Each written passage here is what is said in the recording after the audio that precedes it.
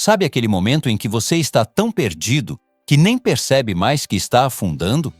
Pois é, era exatamente assim que eu estava naquela véspera de Natal de 2023, sentado sozinho na varanda da minha mansão em Palmas, Tocantins, com as mãos tremendo e o peito apertado, pensando se valia a pena continuar.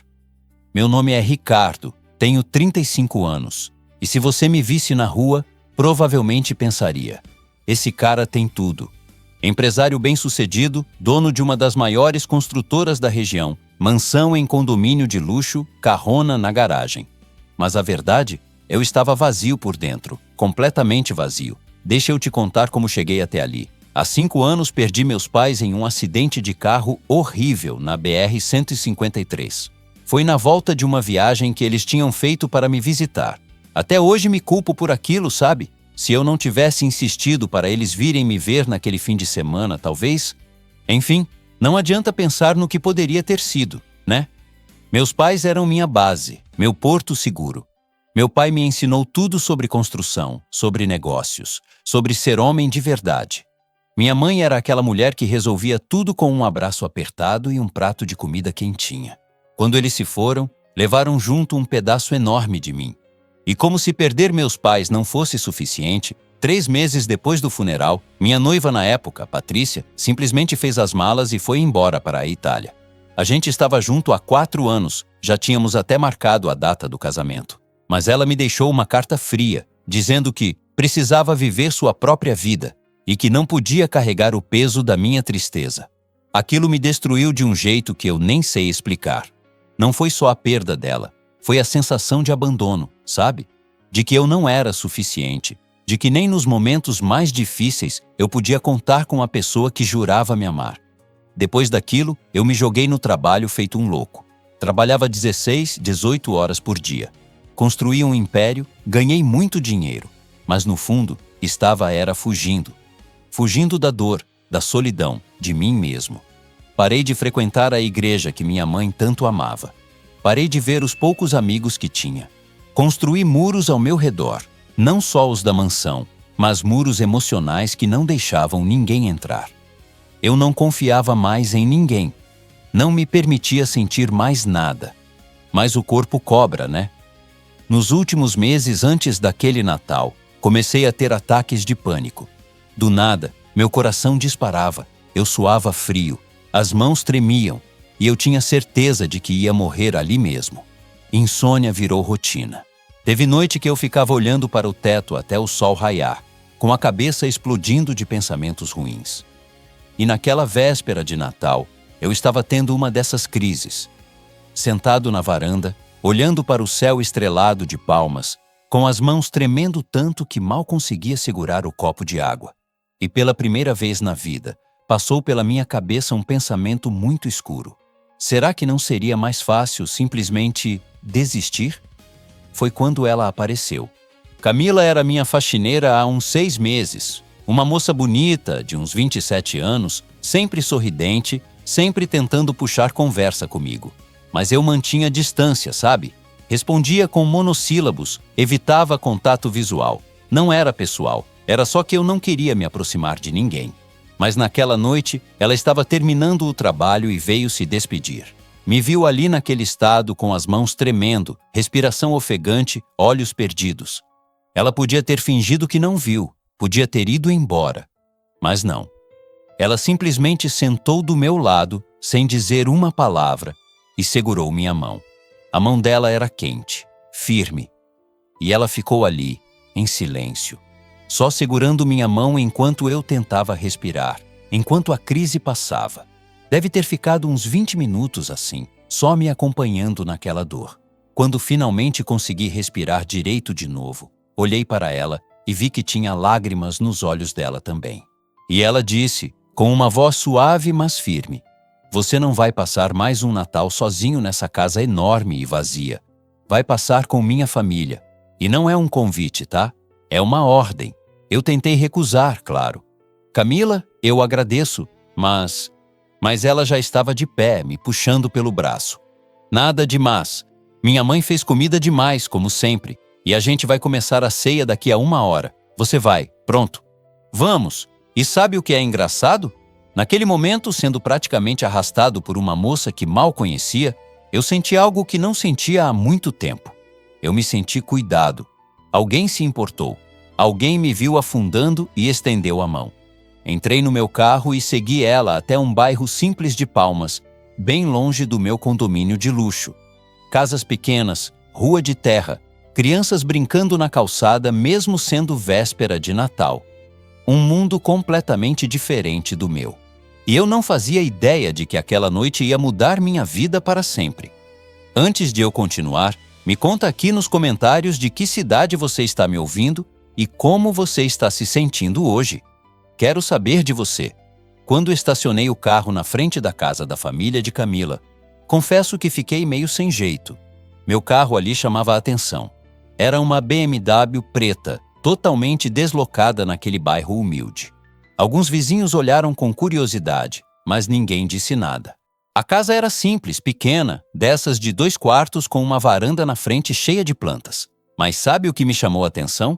A porta estava aberta, música natalina tocando lá dentro, e eu conseguia ouvir risadas. Risadas genuínas, sabe? Aquele tipo de alegria que não se compra. Camila me puxou para dentro com entusiasmo.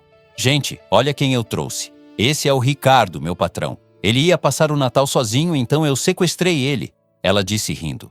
A primeira pessoa que veio me cumprimentar foi uma senhora baixinha, rechonchudinha, com um sorriso que iluminava a sala inteira. Dona Lúcia, mãe de Camila. Seja muito bem-vindo, meu filho, ela disse me abraçando forte, mesmo sem me conhecer. Aqui todo mundo é família, fica à vontade. Logo depois veio o seu Antônio, o pai dela. Um homem de uns 55 anos, mãos calejadas de trabalho, mas olhar gentil. Me apertou a mão com firmeza. A casa é simples, mas o coração é grande. É uma honra ter você aqui. E o Rafael, irmão de Camila, um rapaz de uns 24 anos, forte, cabelo cortado bem curtinho. Ele me olhou com aquela desconfiança natural de irmão protetor, mas apertou minha mão. E aí, mano, seja bem-vindo. Eu estava tenso, desconfortável, completamente fora da minha zona de conforto. Mas sabe quando você entra num lugar e simplesmente sente calor humano? Era isso. Aquela casa minúscula tinha mais vida do que minha mansão de 400 metros quadrados. A mesa estava posta com uma toalha de plástico com estampa natalina, pratos desemparelhados, mas tudo muito limpo e arrumado com carinho. A comida?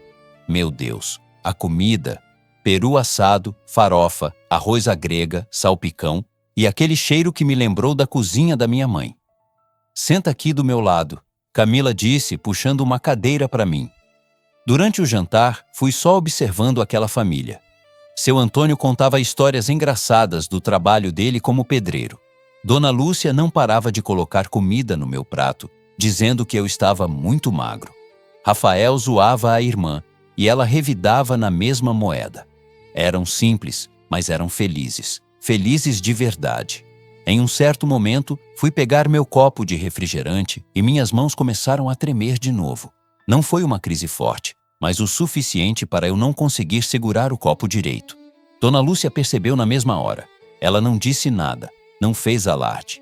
Simplesmente cobriu minha mão com a dela, segurou firme e disse baixinho, só para eu ouvir. Aqui você está seguro, meu filho. Pode respirar. E foi aí que eu desmoronei. Pela primeira vez em 5 anos, desde o dia do enterro dos meus pais, eu chorei na frente de outras pessoas.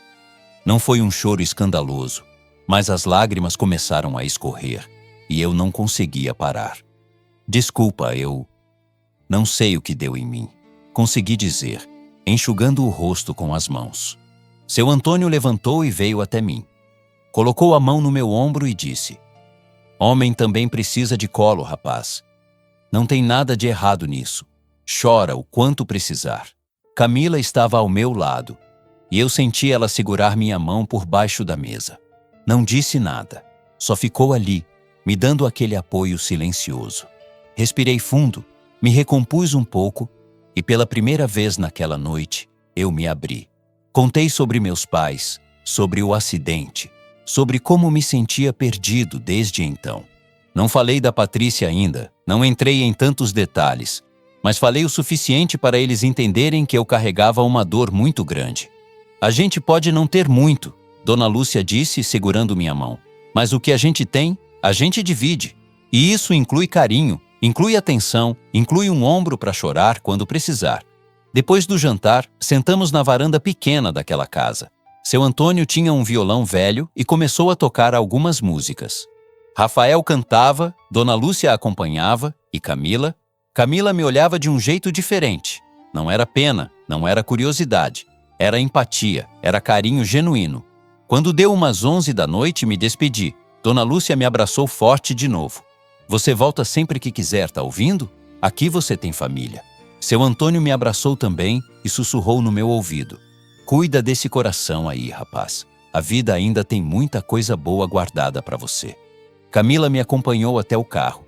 A rua estava silenciosa, só o som dos grilos e uma música distante vindo de alguma casa. Obrigado, eu disse. E pela primeira vez em muito tempo, o obrigado saiu com emoção real. Você não faz ideia do quanto essa noite significou para mim. Ela sorriu, aquele sorriso tímido dela. Ninguém merece passar o Natal sozinho, Ricardo. Ninguém. Dirigi de volta para casa naquela noite com o coração diferente. Ainda doía, ainda tinha um vazio enorme. Mas pela primeira vez em 5 anos, eu senti algo que tinha esquecido que existia. Esperança. Cheguei na minha mansão, entrei naquele espaço enorme e vazio e pensei, isso aqui não é um lar, é só uma casa cara. E pela primeira vez eu quis mudar isso.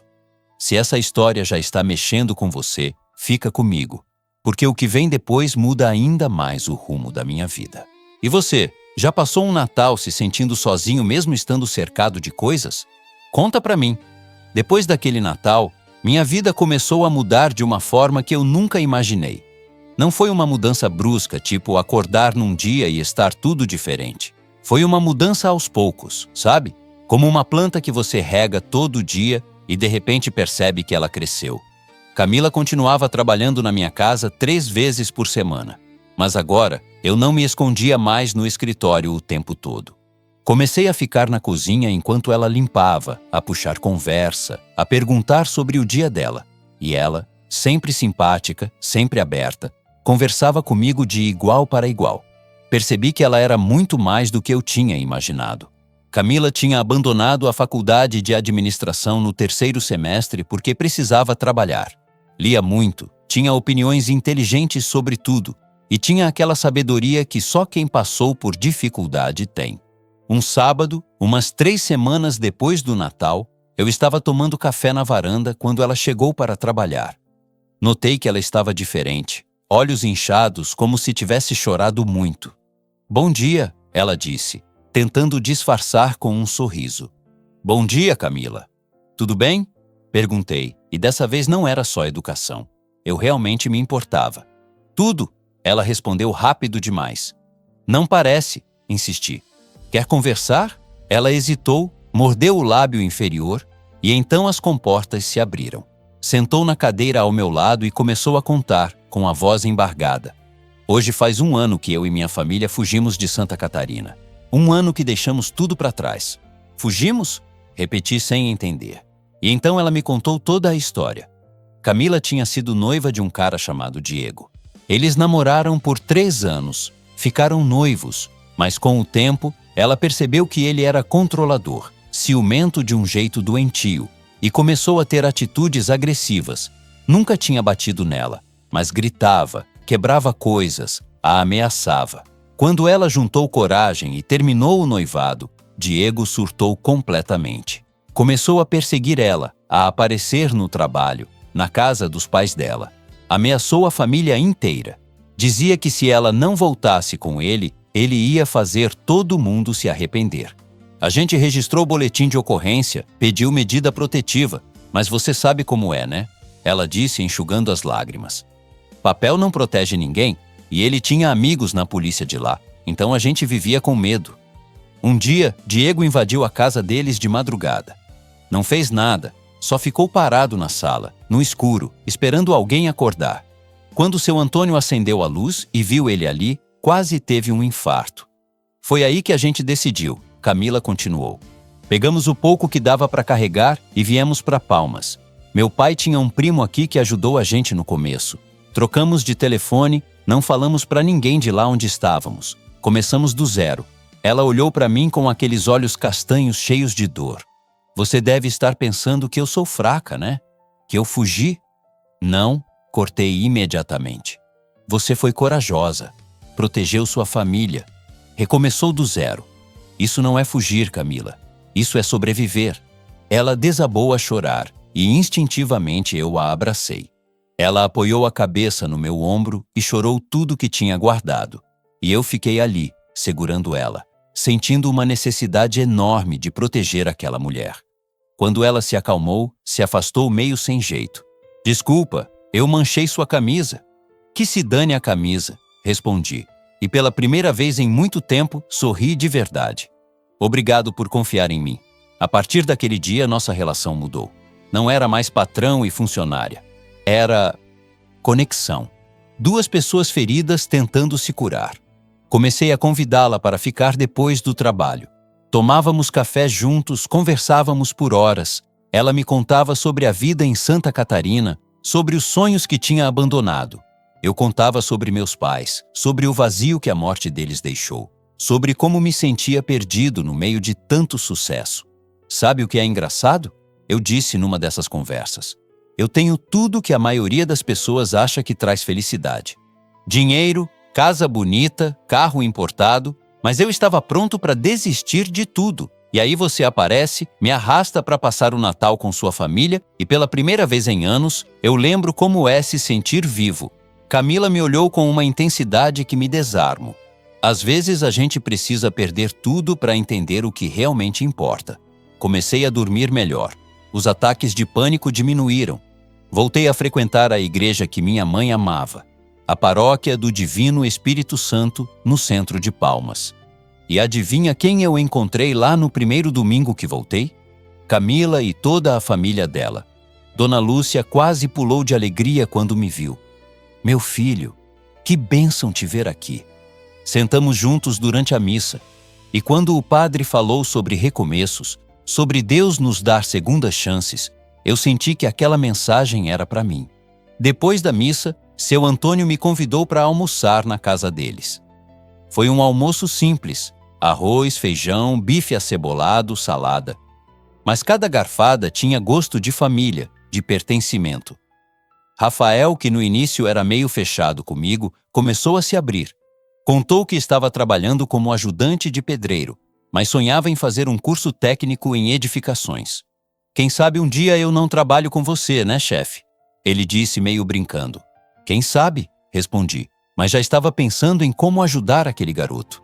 Naquela tarde, sentado na varanda pequena daquela casa humilde, cercado por pessoas que mal me conheciam, mas me acolheram como filho, eu tive uma epifania. Essa era a família que eu precisava. Esse era o amor que eu estava procurando. E quando Camila sentou do meu lado, nossos ombros se encostando, e ela me deu aquele sorriso tímido que já me desarmava completamente, eu soube. Estava me apaixonando por ela. Mas eu tinha medo. Medo de estragar aquilo. Medo de não ser suficiente de novo. Medo de perdê-la como perdi tanta gente. Então, por enquanto, guardei aquele sentimento para mim. Mas o coração, né? O coração não fica quieto por muito tempo. E você? Já se apaixonou por alguém e ficou com medo de estragar tudo? Me conta nos comentários. Os meses foram passando e aquela amizade entre eu e Camila foi se transformando em algo maior, mais profundo. Eu tentava disfarçar, tentava manter a compostura, mas estava cada vez mais difícil. Comecei a arrumar desculpas para estar perto dela. Inventava que precisava ir ao mercado e perguntava se ela queria ir junto. Pedia a opinião dela sobre decoração da casa, sobre projetos da empresa, sobre qualquer coisa só para ouvir a voz dela. Meus funcionários começaram a notar a mudança em mim. Minha secretária, Fabiana, que trabalhava comigo há anos, comentou um dia: Patrão, o senhor está diferente. Mais leve, sabe? Até sorrindo mais. E era verdade. Eu estava diferente. Pela primeira vez em 5 anos, acordava e tinha um motivo para sorrir. E esse motivo tinha nome: Camila. mas eu percebia que ela também estava diferente comigo. Os olhares dela demoravam mais, os sorrisos eram mais frequentes. Quando nossas mãos se esbarravam por acidente, ela ficava corada. E aquilo me deixava louco. Um sábado de maio, eu tomei coragem. Convidei Camila para ir comigo até o Lago de Palmas ver o pôr do sol. Ela hesitou no início. Ricardo, eu não sei se é uma boa ideia. Por favor, insisti. É só uma conversa. Preciso falar com você sobre algo importante.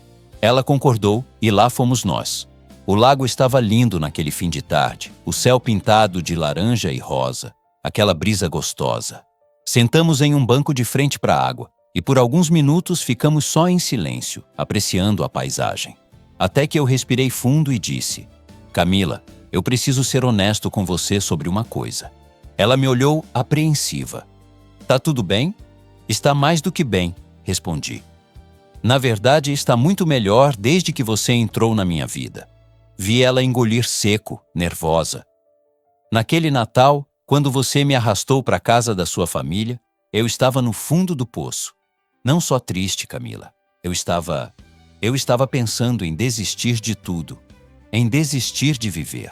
Ela arregalou os olhos, levou a mão à boca. Ricardo, deixa eu terminar, pedi. Você me salvou naquela noite. Não foi só um convite para uma ceia, foi um resgate. E desde então, cada dia que passo perto de você, eu me sinto mais vivo, mais inteiro. Você me fez voltar a acreditar que vale a pena tentar de novo. As lágrimas começaram a descer no rosto dela. Eu sei que nossa situação é complicada, continuei. Eu sou seu patrão, você trabalha para mim, tem a diferença social, e eu não quero que você se sinta pressionada de jeito nenhum. Mas eu não ia conseguir ficar em paz sem te falar a verdade. Eu me apaixonei por você, Camila. Completamente. Ela cobriu o rosto com as mãos e começou a chorar de verdade. Fiquei desesperado. Desculpa, eu não queria te deixar desconfortável. Não é isso, ela disse, descobrindo o rosto e me olhando com aqueles olhos molhados. Eu também me apaixonei por você, Ricardo, desde aquele Natal. Mas eu tinha tanto medo. Medo de quê? Medo de você me ver como inferior, ela confessou, a voz tremendo. Medo de ser só uma paixão passageira. Medo de me entregar e você me abandonar quando cansar de mim. Já fui abandonada tantas vezes. Segurei o rosto dela entre minhas mãos. Olha para mim. Eu não sou o Diego. Eu não sou a Patrícia. Eu não vou te abandonar.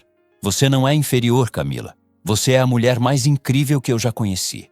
E eu juro para você, por tudo que eu tenho de mais sagrado, por memória dos meus pais, eu vou cuidar do seu coração como se fosse o bem mais precioso do mundo.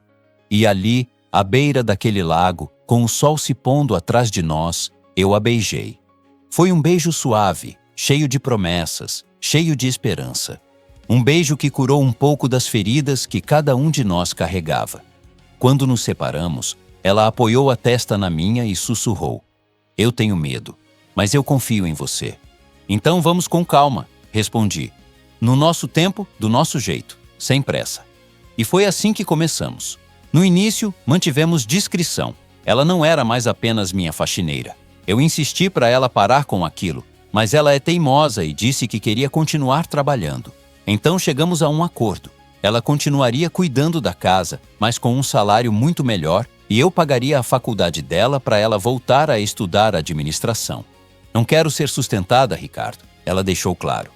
Quero construir meu próprio caminho. E eu amei ela ainda mais por isso. Ajudei a família dela também, mas com muito cuidado para não parecer esmola. Consegui uma vaga para Rafael na minha empresa, primeiro como ajudante, mas com promessa de pagar um curso técnico para ele. O garoto era esforçado, chegava cedo, não reclamava de nada. Ofereci uma casa melhor para os pais dela. Uma casa pequena, mas digna num bairro melhor. Seu Antônio resistiu no início. Rapaz, a gente não quer ser peso para você. Peso? Retruquei. Vocês me deram uma família quando eu não tinha ninguém? Me deram um motivo para acordar de manhã. Deixa eu retribuir um pouquinho disso. Por favor. Dona Lúcia chorou e me abraçou. Deus te colocou na nossa vida por um motivo, meu filho. E eu acreditava nisso. Pela primeira vez em muito tempo, eu acreditava que Deus ainda cuidava de mim. Minha vida virou de cabeça para baixo, no bom sentido. A mansão, que era um mausoléu, virou um lar. Camila trouxe vida para aquele lugar. Ela colocava flores na sala, abria as janelas para deixar o sol entrar, fazia comida caseira que perfumava a casa inteira. Nos finais de semana, íamos na casa dos pais dela. Almoçávamos todos juntos, conversávamos na varanda, rimos de verdade. Eu, que passei 5 anos sem rir, agora não conseguia parar. Os ataques de pânico sumiram completamente. Voltei a dormir bem. Voltei a ter planos para o futuro. E toda noite antes de dormir, eu agradecia. Agradecia por ter sobrevivido àquela véspera de Natal. Agradecia por Camila ter sido teimosa o suficiente para não me deixar sozinho. Agradecia por uma segunda chance de ser feliz. Mas a vida, né? A vida tem um jeito de te testar quando você menos espera. Você acredita em segundas chances? Já teve uma? Conta pra mim aqui nos comentários. Eram 7 meses desde aquele beijo no lago. 7 meses de um relacionamento que me curava um pouco mais a cada dia. Camila era tudo o que eu precisava e não sabia. Companheira, inteligente, carinhosa, forte. Ela me desafiava quando eu estava errado, me apoiava nos momentos difíceis e me fazia rir até a barriga doer. Ela tinha voltado para a faculdade e estava arrasando. As professoras elogiavam, os colegas respeitavam. Ver ela realizando o sonho que tinha abandonado me enchia de orgulho. Rafael também estava voando na empresa. Começou como ajudante, mas já estava quase terminando o curso técnico que eu paguei, e meu engenheiro-chefe vivia elogiando o trabalho dele. O garoto tinha futuro. Seu Antônio e Dona Lúcia estavam na casa nova, mais confortável, mais segura. Dona Lúcia até arrumou um trabalho meio período fazendo doces para vender, e estava adorando ter essa independência. Tudo estava se encaixando perfeitamente. Talvez perfeito demais. Era um sábado de agosto, final de tarde. Eu tinha preparado tudo. Velas, flores, uma janta especial que eu mesmo cozinhei, com a ajuda de um vídeo no YouTube, confesso. Chamei Camila para ir na minha casa, dizendo que queria comemorar os 7 meses de namoro. Quando ela chegou, ficou encantada com a decoração. Jantamos na varanda, aquela mesma varanda onde ela me encontrou naquela véspera de Natal, tendo um ataque de pânico. Só que agora era completamente diferente. Se você ou alguém que você conhece está passando por um momento difícil, há suporte gratuito disponível. Encontrar recursos cá, continuar. Agora tinha luz, tinha vida, tinha amor. Depois do jantar, segurei a mão dela e disse: Camila, lembra daquela noite de Natal quando você me salvou? Ela sorriu. Lembro como se fosse ontem. Eu estava quebrado, vazio, sem esperança. E você, com aquela teimosia linda, não me deu opção. Me arrastou para a casa da sua família e me mostrou que ainda existia amor nesse mundo. Vi os olhos dela ficarem marejados. Desde então, você tem me mostrado todo dia o que é viver de verdade. Não é sobre dinheiro, não é sobre sucesso. É sobre acordar do lado de quem a gente ama. É sobre construir junto. É sobre ser melhor porque a outra pessoa existe. Levantei, fui até ela e me ajoelhei. Tirei a caixinha do bolso e abri, mostrando o anel que tinha escolhido com tanto cuidado. Camila, você quer casar comigo? Quer construir uma família comigo? Quer me fazer o homem mais feliz do mundo? Ela explodiu em lágrimas, tapou a boca, balançou a cabeça que sim antes mesmo de conseguir falar. Quando finalmente conseguiu, disse: sim, 1000 vezes sim. Coloquei o anel no dedo dela, nos levantamos e nos beijamos com aquele gosto salgado das lágrimas felizes. Foi o momento mais perfeito da minha vida. Ficamos abraçados ali por um tempo, só curtindo aquela felicidade. Até que ela me olhou e disse: preciso te contar uma coisa também. O quê? Eu estava com medo de te falar, mas... Ela respirou fundo. Fui no médico semana passada fazer uns exames de rotina. Tá tudo bem, não é nada grave. Mas eu descobri que tenho um problema hormonal que pode dificultar a gravidez no futuro. O médico disse que não é impossível, mas pode ser complicado. Segurei o rosto dela. E você acha que isso mudaria alguma coisa? Camila, eu quero você. Se a gente tiver filhos, que bênção. Se não tiver, a gente adota. Ou só nós dois já é uma família completa. Você entendeu? Eu quero você. Ela chorou mais ainda e me abraçou forte. Eu te amo tanto. Eu te amo mais. Rebati e rimos juntos. Naquela noite ligamos para os pais dela. Dona Lúcia gritou de alegria no telefone. Seu Antônio ficou emocionado. E Rafael disse que ia fazer o melhor discurso de padrinho da história. Eu estava nas nuvens. Finalmente, depois de tanto sofrimento, tanto vazio, eu tinha encontrado minha família, meu porto seguro. Mas 2 dias depois, na segunda-feira de manhã, enquanto eu estava no escritório, recebi uma ligação de um número desconhecido. Quase não atendi, mas algo me fez pegar. Alô? A voz do outro lado me congelou. Ricardo, é a Patrícia. Meu mundo parou.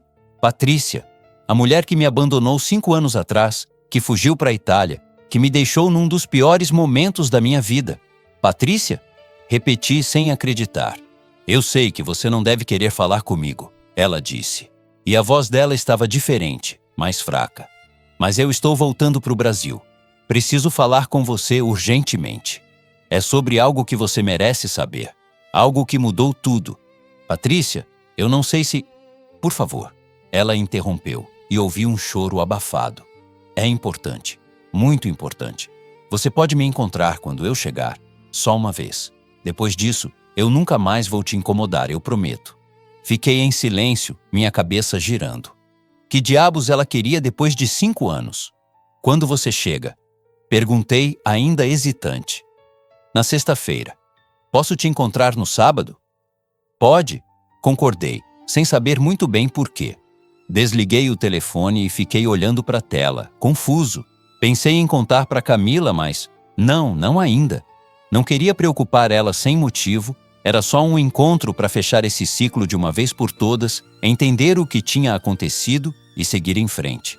Mas naquela semana toda fiquei inquieto. Dormi mal, fiquei pensativo. Camila percebeu. Amor, tá tudo bem? Você está estranho. Tô só cansado, meu bem. Menti. Trabalho, sabe como é. Ela não pareceu convencida, mas não insistiu. E quando chegou aquele sábado, dia 19 de agosto, eu fui encontrar Patrícia num café no centro de Palmas. Não fazia ideia do que ela tinha para me dizer. Não fazia ideia de que aquele encontro ia trazer à tona verdades que eu nunca imaginei. E você? Encontraria um ex que te machucou muito só para ter um fechamento? Ou deixaria o passado para lá? Me fala nos comentários. Cheguei no café uns 10 minutos antes do horário combinado. Estava nervoso, inquieto, mexendo no celular sem parar só para ter algo para fazer. Pedi um café que nem consegui tomar direito. Quando Patrícia entrou, quase não a reconheci. A mulher linda, sempre impecável, que eu conheci, estava diferente. Mais magra, muito mais magra, com olheiras profundas, o cabelo mais curto. Ela me viu, deu um sorriso triste e veio até a mesa. Oi, Ricardo. Ela disse com a voz baixa. Oi, respondi, sem saber que tom usar. Ela sentou, pediu um chá e ficamos uns segundos em silêncio. Um silêncio pesado, cheio de história, de mágoas não resolvidas. Obrigada por ter vindo. Ela começou. Eu sei que você não me devia nada. Por que você voltou, Patrícia? Fui direto ao ponto. Por que depois de 5 anos você reaparece e diz que tem algo importante para me contar? Ela respirou fundo e vi as lágrimas começarem a se formar nos olhos dela. Porque eu preciso te pedir perdão antes que seja tarde demais. E porque você merece saber a verdade sobre por que eu fui embora. Você deixou bem claro na carta, respondi, sem conseguir esconder a mágoa. Disse que não podia carregar o peso da minha tristeza, que precisava viver sua própria vida. Eu menti, ela disse, e uma lágrima desceu. Eu fugi porque eu estava grávida, Ricardo. Grávida de outro homem. O café quase caiu da minha mão. O quê? Era do Tiago, meu melhor amigo da faculdade. A gente tinha bebido demais numa festa uns 2 meses antes do acidente dos seus pais, e aconteceu. Foi uma vez só, um erro horrível. Quando descobri que estava grávida, fiz o teste de DNA. Era dele.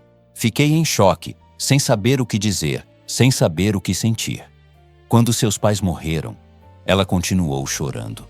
Eu pensei em contar a verdade, mas você estava tão destruído, tão quebrado. Como eu ia chegar para você naquele momento e dizer que eu tinha te traído, que estava grávida de outro? Eu fui covarde, Ricardo. Ao invés de ter coragem de enfrentar, eu fugi. Inventei aquela desculpa e fui embora para a Itália com o Tiago. Senti a minha cabeça rodando. 5 anos. 5 anos carregando a culpa de não ter sido suficiente, de ter sido abandonado no meu pior momento. E tudo era mentira. E o bebê? Consegui perguntar.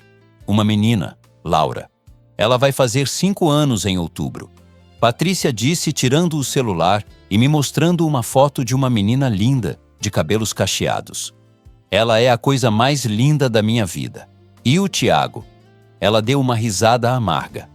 O Tiago nos abandonou quando a Laura tinha 2 anos. Disse que não estava preparado para ser pai, que queria viver a vida. Está na Espanha agora. Manda uma pensão de fome uma vez ou outra. E por que você está voltando agora? Perguntei, ainda tentando processar tudo. Ela fechou os olhos, respirou fundo. Porque eu tenho câncer, Ricardo. Câncer de mama, estágio 2. Comecei o tratamento na Itália, mas está muito caro e eu não tenho mais condições. Vim para o Brasil para fazer pelo SUS, mas principalmente, ela me olhou nos olhos. Vim para te pedir perdão antes que seja tarde demais. Não sei quanto tempo eu tenho. O médico disse que o prognóstico é bom se eu seguir o tratamento direitinho, mas a gente nunca sabe, né? Vi que ela estava sendo sincera. Vi o medo nos olhos dela, vi a fragilidade. Eu não estou pedindo dinheiro. Ela se apressou em dizer. Não é isso. Eu sei que não tenho esse direito. Eu precisava que você soubesse a verdade. Que você não foi insuficiente. O problema sempre fui eu, minha covardia, minhas escolhas erradas. Você foi um namorado maravilhoso e eu te destruí quando você mais precisava de alguém. Fiquei em silêncio por um tempo, deixando tudo aquilo assentar. Raiva? Sim, senti. Mas também senti alívio. Alívio de saber que não tinha sido culpa minha. Que não tinha sido porque eu não era bom o suficiente. Patrícia, comecei, escolhendo as palavras com cuidado. O que você fez comigo foi horrível. Você me abandonou no pior momento da minha vida. E eu carreguei essa culpa por 5 anos. Achei que tinha sido por minha causa. Eu sei, e... Deixa eu terminar, pedi. Foi horrível. Mas hoje, olhando para trás, eu entendo que se você não tivesse ido embora, eu não estaria onde estou hoje. Eu não teria conhecido a mulher que eu amo, que acabou de aceitar casar comigo. Eu não teria encontrado a felicidade de verdade. Vi a surpresa nos olhos dela. Você vai casar? Vou. Com a mulher mais incrível do mundo, que me salvou quando eu estava no fundo do poço. E sabe uma coisa? Eu te perdoo, Patrícia. Não pelo que você fez comigo, mas por mim mesmo, para eu poder seguir em frente de vez. Ela desmoronou em lágrimas. Obrigada. Você não faz ideia do quanto eu precisava ouvir isso. E sobre o tratamento, continuei. Eu vou te ajudar. Vou pagar um plano de saúde bom para você fazer o tratamento direito. Pela Laura, que não tem culpa de nada. E porque eu aprendi que guardar rancor só machuca a gente mesmo. Ricardo, você não precisa... Eu sei que não preciso, mas eu quero. Só promete uma coisa, cuida de você. Aquela menina precisa da mãe. Ela concordou chorando, agradecendo. Conversamos mais um pouco, sobre a vida, sobre as escolhas, sobre como as coisas tomam rumos que a gente nunca imagina. Quando saí daquele café, liguei para o meu advogado e acertei tudo. Plano de saúde completo para Patrícia, ajuda com aluguel por 1 ano enquanto ela se estabelecesse. Não era sobre ela, era sobre fazer o que era certo. Sobre ser o homem que meus pais criaram para ser. À noite, contei tudo para Camila. Cada detalhe, sem esconder nada. Ela me ouviu em silêncio e quando terminei, ela simplesmente me abraçou. Eu te amo ainda mais por ter tido a coragem de perdoar e por ter confiado em mim para dividir isso. Não teria conseguido sem você, admiti. Pensei que finalmente poderíamos seguir em paz. Achei que os fantasmas do passado tinham sido exorcizados de uma vez. Mas a vida tinha outros planos. 2 dias depois, na segunda-feira, enquanto Camila estava saindo da faculdade, ela ligou para mim. E quando atendi, a voz dela estava tremendo de medo. Ricardo, ele está aqui. Quem? O Diego. Ele me encontrou e meu sangue congelou.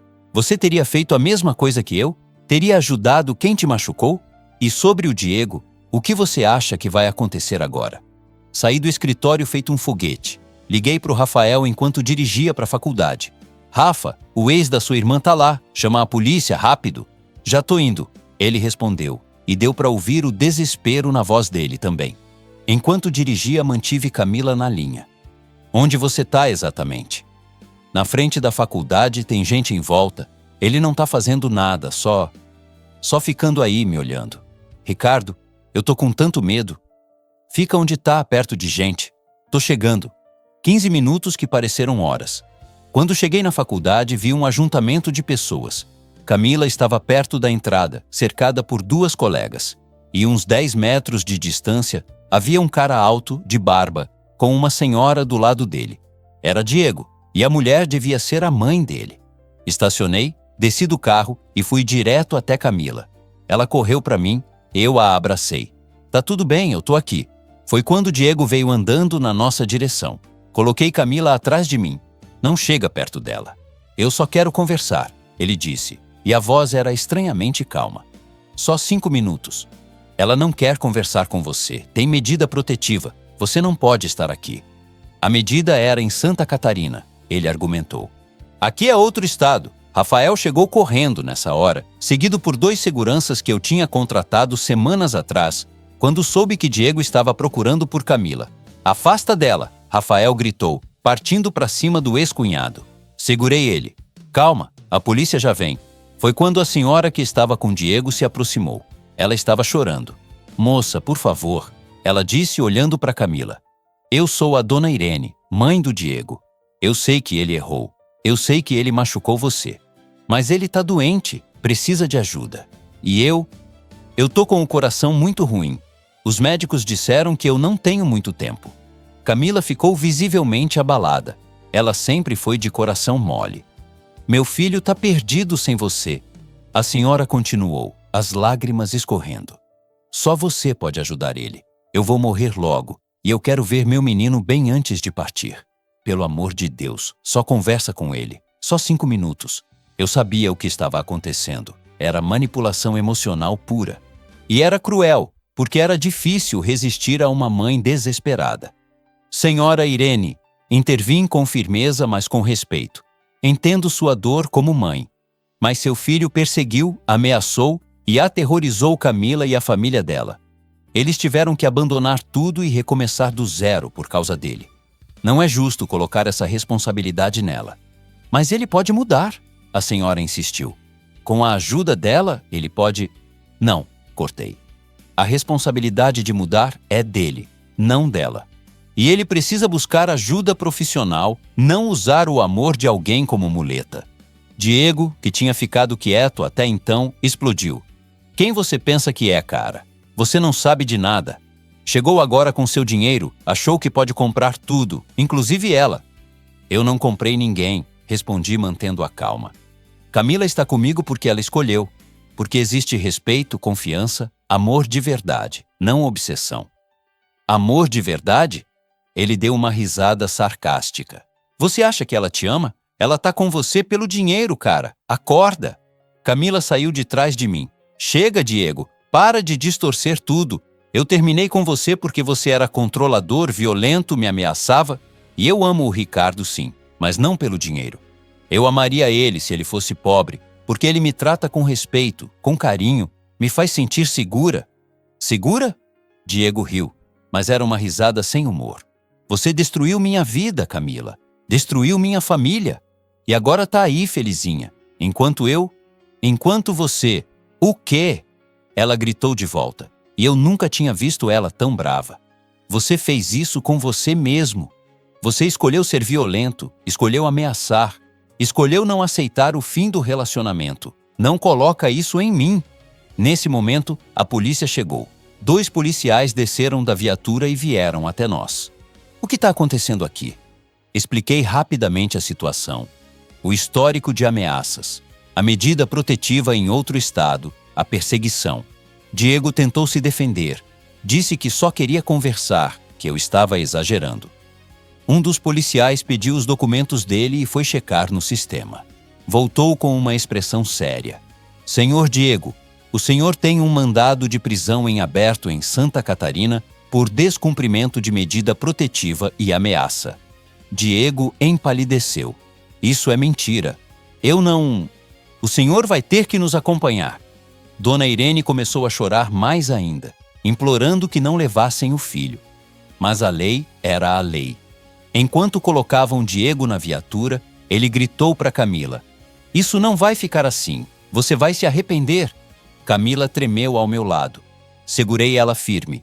"Acabou, meu amor. Ele não pode mais te fazer mal." Mas na delegacia, quando fomos dar o depoimento, descobri algo que me fez questionar tudo que tinha acabado de presenciar. O delegado, depois de ouvir a história toda, fez umas ligações e checou o caso de Santa Catarina. Voltou com uma informação que mudava tudo. Sobre a dona Irene, ele disse: "Eu liguei para o hospital que ela mencionou lá em Florianópolis. Ela realmente tem um problema cardíaco, mas está controlado com medicamento. Não é nada terminal como o filho deu a entender. Ela está estável, pode viver muitos anos ainda com o tratamento adequado." Olhei para o delegado, chocado. Quer dizer que ele usou a doença da própria mãe para manipular a situação? Parece que sim. E pelo histórico dele aqui, não é a primeira vez que usa táticas de manipulação emocional. Camila, que estava ao meu lado, começou a chorar, não de tristeza, mas de raiva. Até a própria mãe ele usou. Que tipo de pessoa faz isso? Rafael, que também estava lá, socou a parede. Eu sabia que tinha algo errado. Eu sabia. Saímos da delegacia, já era noite. Diego ficaria detido até a transferência para Santa Catarina, onde responderia pelo mandado. Finalmente, depois de um ano fugindo, Camila poderia ter paz. No carro, voltando para casa, ela ficou em silêncio por um tempo. Então disse: "Sabe o que é mais triste? Eu fiquei com pena da dona Irene. Ela parecia tão desesperada. E provavelmente ela acreditava que estava ajudando o filho." Respondi: "Mães fazem isso. Às vezes amam tanto que acabam sendo cúmplices sem perceber." "Você acha que acabou mesmo?" Ela perguntou com medo na voz. "Acabou", afirmei, segurando a mão dela. "E mesmo que não tivesse acabado, eu vou te proteger. Sempre." Pensei que depois daquilo, finalmente teríamos paz para planejar o casamento, para viver nossa vida. Achei que os obstáculos tinham acabado. Mas eu estava errado, porque o pior ainda estava por vir. E viria de onde eu menos esperava. Você já teve que enfrentar alguém para proteger quem você ama? Como foi? As semanas seguintes foram relativamente calmas. Diego estava preso em Santa Catarina, aguardando o julgamento. Camila começou a respirar aliviada, a dormir melhor. Voltamos a planejar o casamento. Pensamos numa cerimônia simples, só família e amigos próximos, em dezembro. Eu estava feliz. Finalmente, genuinamente feliz.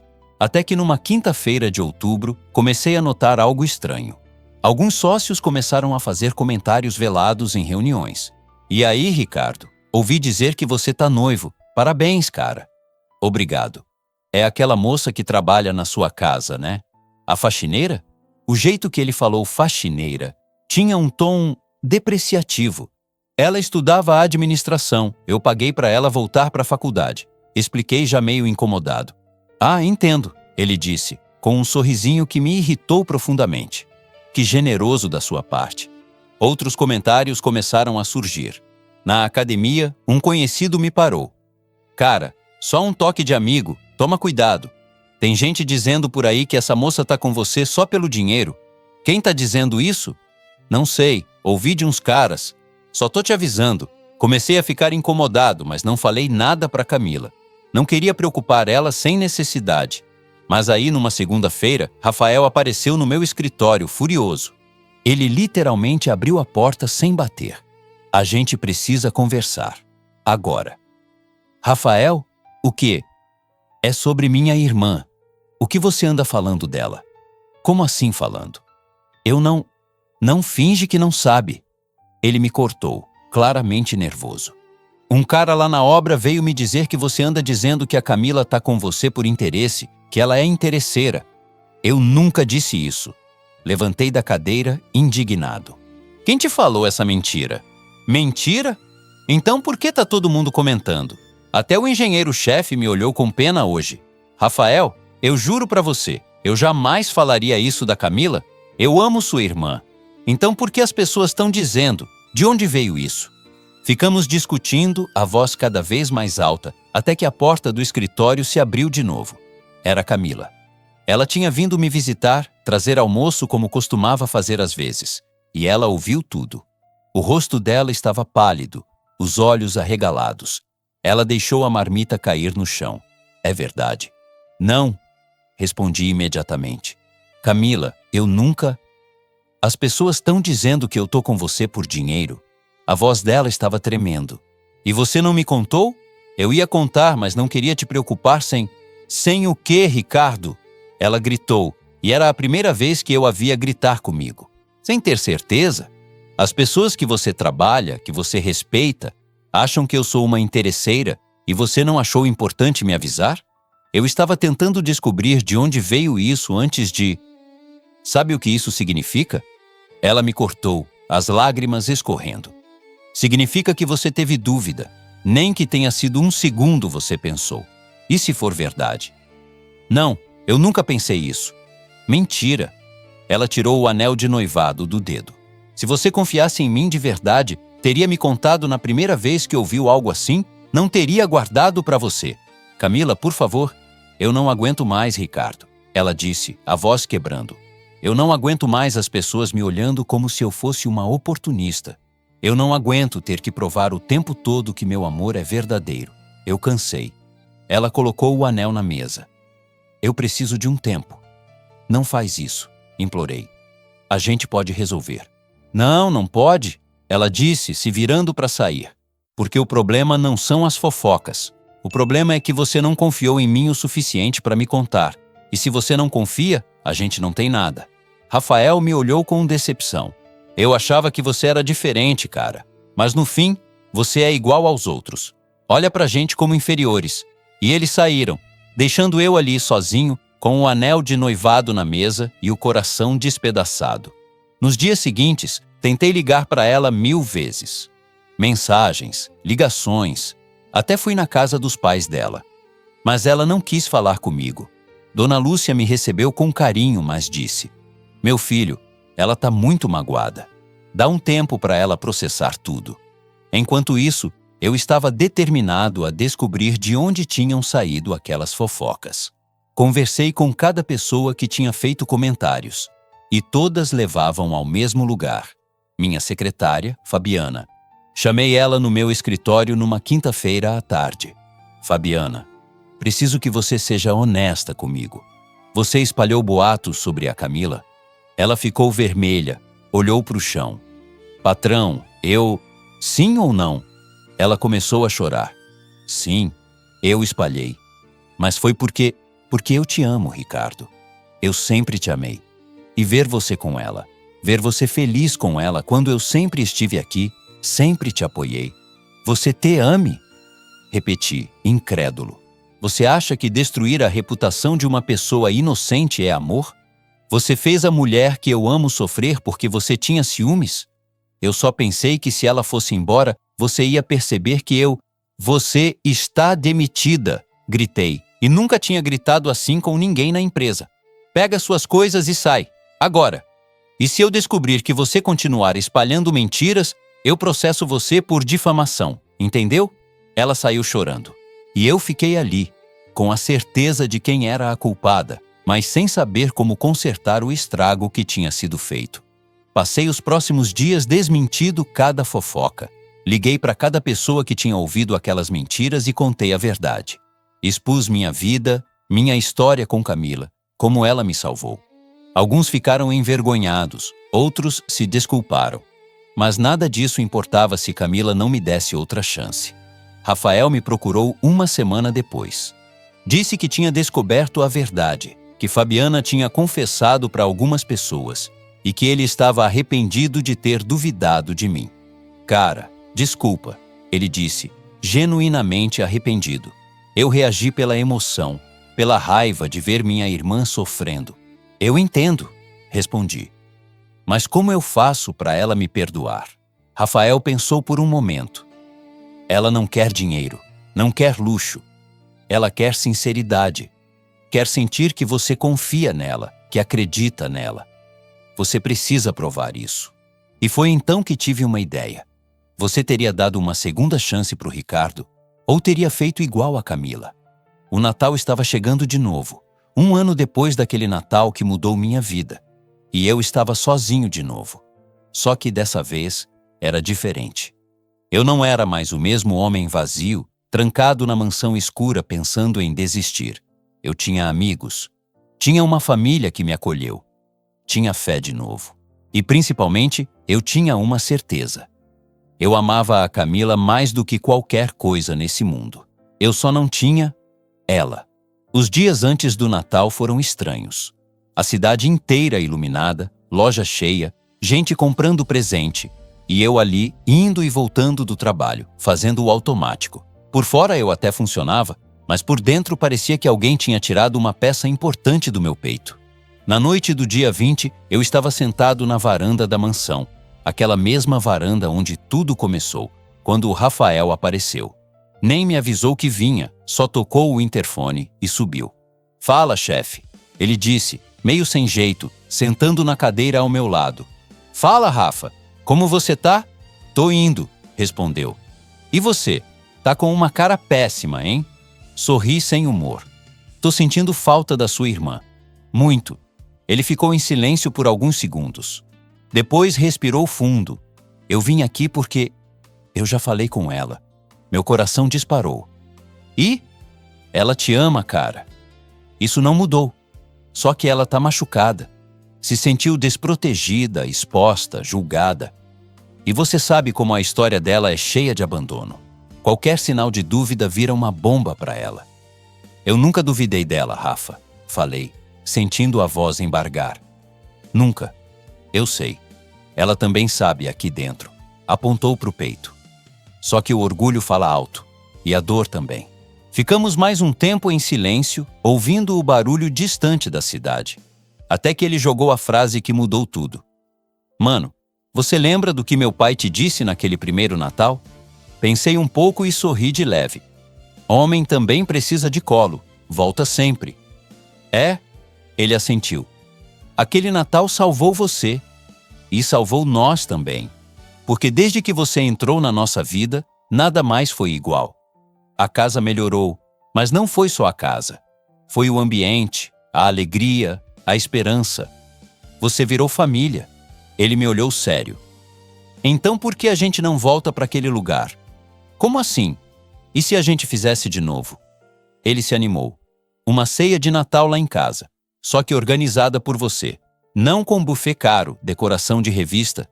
Simples, do jeito que sempre foi. Só que dessa vez, você abrindo o coração na frente de todo mundo. Sem armadura, sem mansão, sem carrão, só você." A ideia entrou em mim como um clarão. "Uma ceia. Na casa de vocês", repeti, imaginando a cena. "É.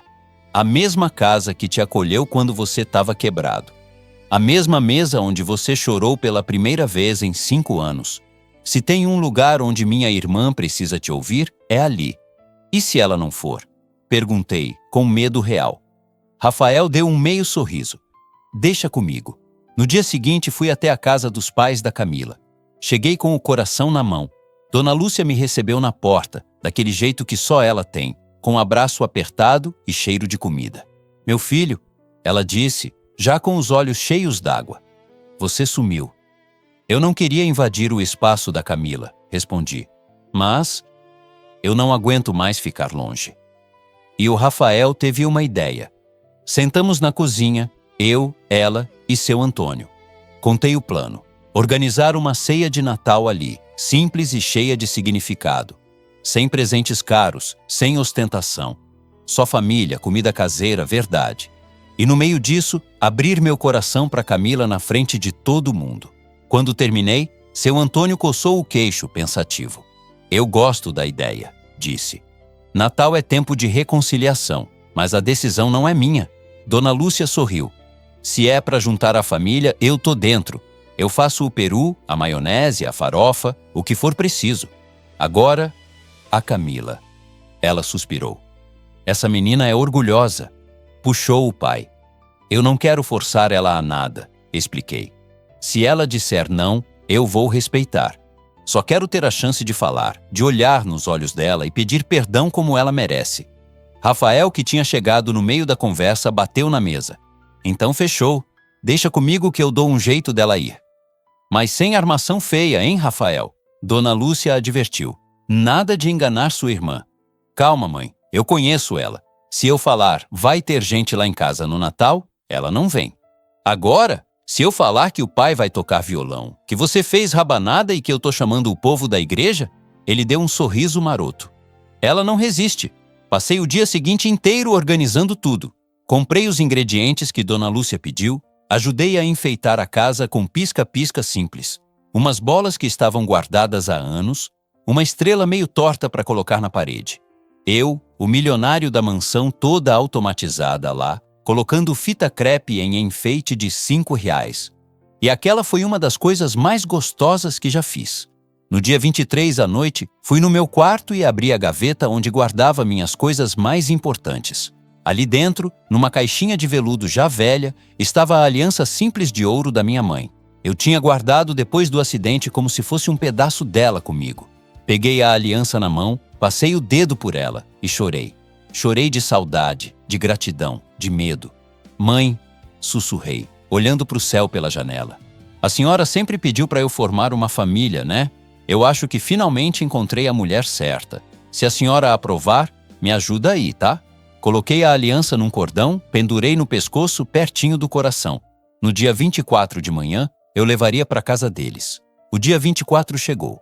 A cidade fervilhando, último corre-corre de compras, trânsito caótico. Mas dentro de mim havia um silêncio diferente. Um silêncio de quem já tinha tomado uma decisão. Cheguei cedo na casa de Dona Lúcia, ajudei a montar a mesa, ajeitei as cadeiras na sala apertada, revisei mentalmente o que eu queria dizer. Rafael me mandou mensagem. Ela vem, não atrasa. Meu coração foi parar na garganta. Quando deu umas 8 da noite, escutamos o portão abrir. O barulho da chave, passos conhecidos. Era ela. Camila entrou na sala usando um vestido simples verde, o cabelo solto, quase sem maquiagem. Estava ainda mais linda do que na última vez que eu tinha visto. Quando nossos olhos se encontraram, ela travou na porta. Eu fiquei de pé, sem saber se dava um passo ou se ficava ali. Que ele está fazendo aqui? Ela perguntou, olhando para o Rafael, para o pai, para a mãe. Dona Lúcia respondeu com calma. Ele está em casa, minha filha. E hoje é Natal. Senta com a gente, pelo menos para jantar. Se depois você quiser ir embora, a gente entende. Camila respirou fundo, claramente dividida. Mas acabou entrando. Se sentou na cadeira mais distante de mim na mesa. Eu engoli seco.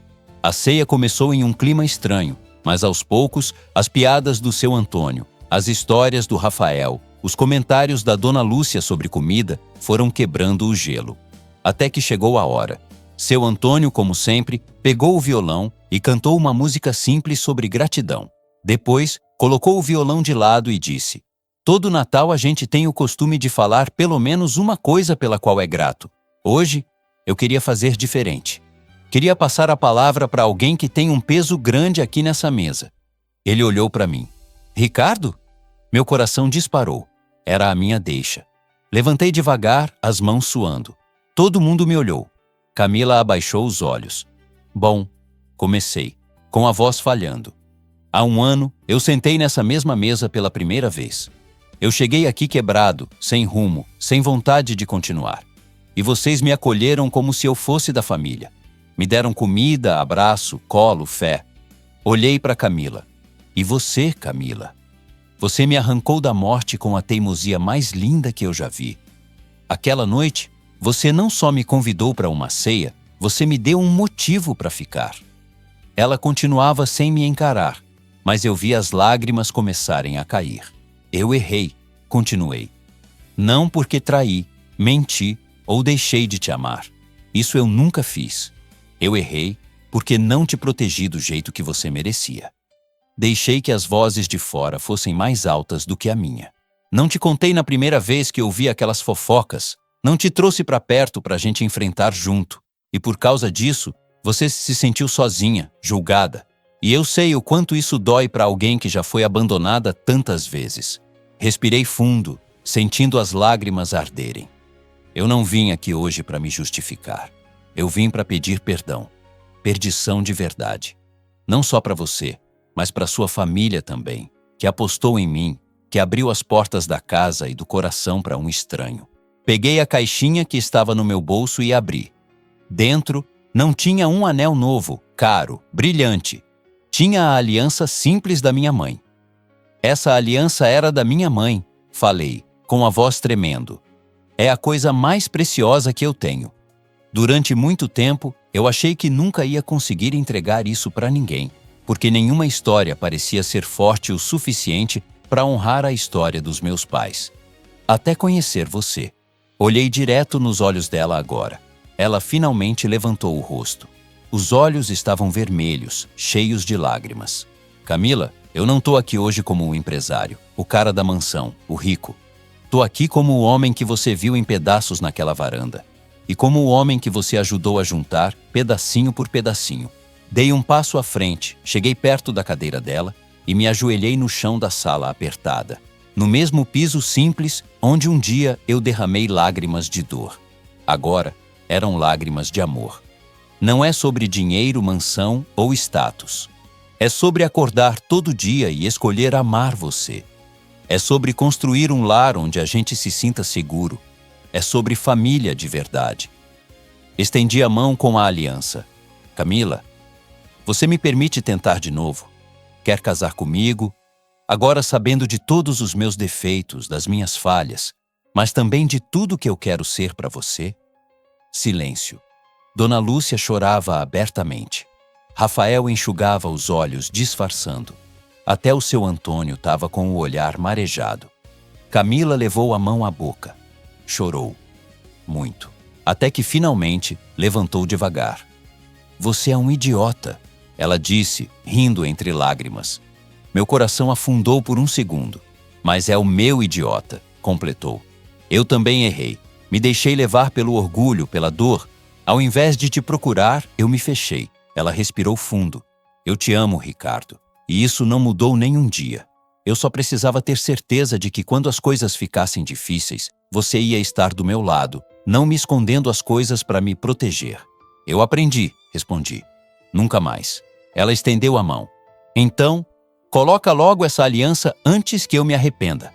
A sala explodiu em risadas e aplausos. Eu coloquei a aliança da minha mãe no dedo dela, levantei e a beijei sob as luzinhas piscando na parede. O cheiro de peru no ar. O violão do seu Antônio começando a tocar alguma coisa sem nem conseguir ver as cordas por causa das lágrimas. Naquele momento, um ano depois, naquele mesmo lugar, naquela mesma mesa, eu soube. O Natal tinha mudado minha vida de novo. E você? Acredita que a gente merece uma segunda chance quando se arrepende de verdade? 3 meses depois daquela ceia, eu estava parado na porta de uma capelinha simples em Palmas, com a gravata torta, a mão suando e o coração tentando sair pela boca. Era a mesma capela onde meus pais tinham se casado. Desde menino, minha mãe dizia: um dia você vai casar aqui também, meu filho. Eu vou chorar tudo de novo, só que de alegria. Ela não estava ali fisicamente, mas cada banco, cada vitral, cada canto daquela igreja parecia carregado da presença dela. Os convidados eram poucos. Família da Camila, alguns funcionários que viraram amigos, gente da igreja, Patrícia e a pequena Laura sentadas discretamente num dos bancos do meio. Sim, eu fiz questão de convidar. Não pela história que tivemos, mas pela história que encerramos em paz. Ela estava mais saudável, o tratamento estava funcionando. Ver a filha dela correndo na frente da igreja, rindo, me deu uma sensação estranha de ciclo fechado. Rafael veio até mim, ajeitou minha gravata. Tá pronto, chefe? Acho que nunca vou estar pronto para um momento desse, respondi, rindo nervoso. Então é sinal de que é agora, ele brincou. Quem tá tranquilo demais antes de casar é porque não entendeu a responsabilidade. O padre deu o sinal. A música começou. Primeiro entrou Dona Lúcia, do braço de seu Antônio, ambos emocionados. Depois, alguns padrinhos. Rafael entrou com uma das primas da Camila, fazendo graça para quebrar o clima. E então, a porta da capela se abriu. Camila entrou. Não era um vestido exagerado, cheio de brilho. Era um vestido simples, delicado, que parecia feito para ela. O cabelo preso de um jeito leve, alguns fios soltos em volta do rosto, uma maquiagem que só realçava o que ela já tinha de mais bonito. Quando nossos olhos se encontraram, tudo ficou em silêncio. Eu não ouvi mais a música, não vi mais ninguém.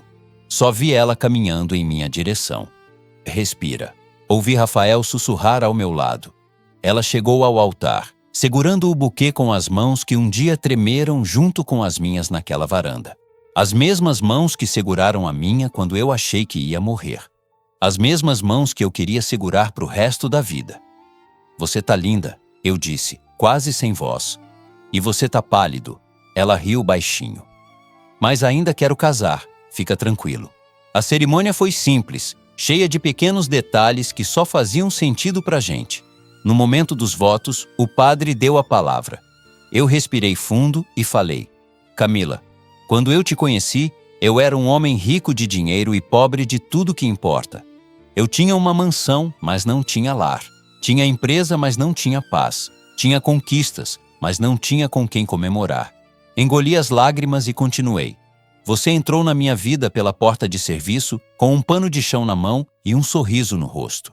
Eu te ignorei, te tratei com distância, e mesmo assim, no dia em que você me viu afundando, você não virou as costas. Você sentou do meu lado e segurou minha mão. Olhei para o fundo dos olhos dela. Hoje, diante de Deus, da nossa família e de todo mundo aqui, eu quero prometer que as minhas mãos vão estar sempre estendidas para você. Nos dias bons, para celebrar. Nos dias ruins, para segurar firme.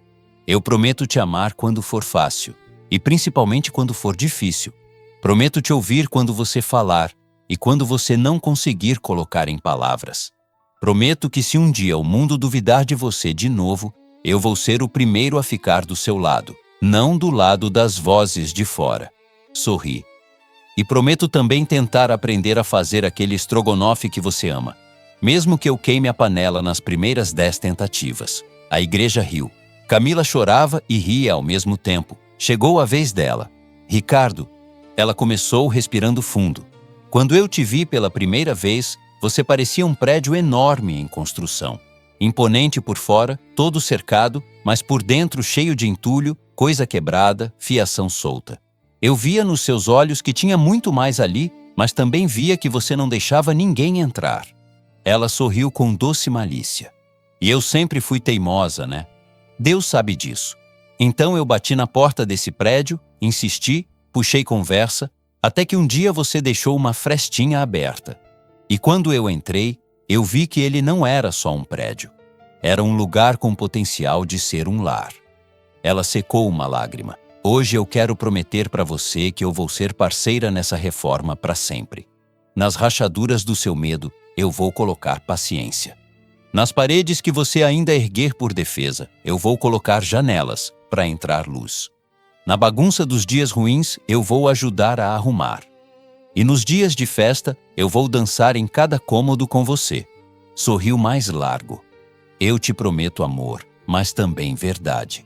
Te prometo carinho, mas também sinceridade quando você estiver sendo cabeça dura. E prometo nunca deixar você esquecer que, antes de ser empresário, você é o menino que só precisava de um colo. E nós temos um mundo de colo para te dar. Eu já tinha desistido de fingir que não estava chorando. Trocamos as alianças, a dela, a da minha mãe, agora repleta de um novo significado. O padre fez a bênção final. Pode beijar a noiva. E eu beijei. Beijei com a gratidão de quem foi resgatado do fundo do poço, com o respeito de quem sabe o valor da mulher que tem ao lado, com o amor de quem esperou a vida inteira para viver aquilo. A festa depois foi simples, em um salão pequeno, com comida caseira, música boa e risada alta. Nada de ostentação.